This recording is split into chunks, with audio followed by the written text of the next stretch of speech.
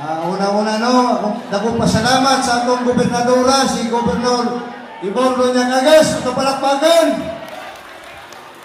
Sa iyang mana nga si Vice Governor Mark Cagas. Dako kitang pasalamat no kay sa 232 ka barangay napilian kita nga diri mahigayon ang atong medical mission. Dako pasalamat mo dahil sa atong medical team no, sa headed by Ma'am Roxanne Binactor. Salamat. Kung sa yan team, hindi na ko mausa-usa, yung mga nagagani sila. Mga doktor, salamat kayo. Salamat kayo ninyo. Nalipay mo mo?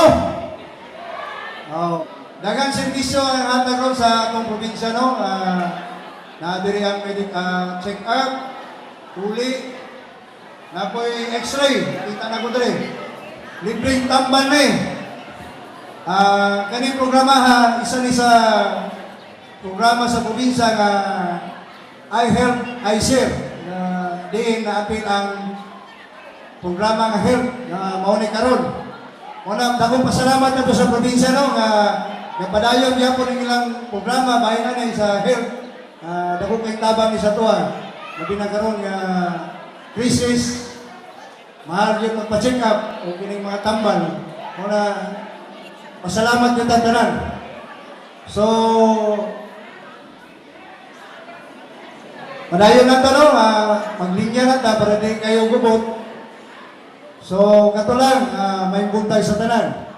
Pinaagi sa iHealth plus iShare plus program sa atong gobernadora, diin gisugdan kini sa panahon pa nga buhi pa si late Governor Dudut Cagas sa pagbalik paglingkod naging sa 2007 o pag-abot pagka 2016 hangtod karon nagapadayon ang programa nga diin ang ligasiya ni Dudut Cagas. Mo na gipadayon ni Governor Ibon tungod sa crisis karong panahon na matong pa ni Kapitan. Bawat isa na ito, kinanglan kanya-kanya ito ang magtipid. Kung isa na po nga mga problema karon, hadumon na po ng eleksyon sa barangay.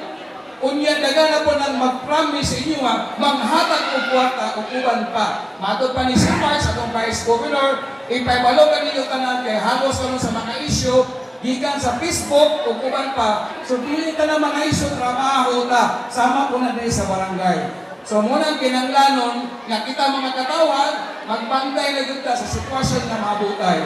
Okay? So matupan ko, ipadayon ang servisyo, kanunay nga makahatag kaninyo. So doon natin libre sa check-up sa mga bata, sa nagko, natay X-ray, laboratory, napag-yun tayo check-up po sa mga ubigay sa mga kababaihan o uban pa. Minsan ay piniligot, naliin atong atimanan ang mga katawhan.